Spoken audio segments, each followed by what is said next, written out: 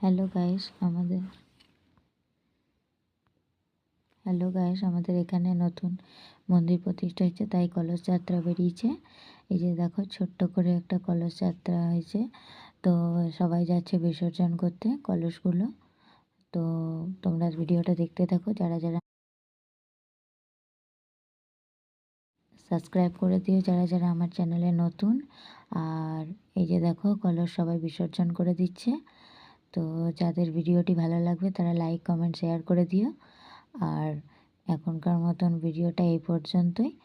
আর এখানে দেখো গিয়ে রাত হয়ে গেছে, মানে সন্ধে সন্ধে হয়ে আসছে।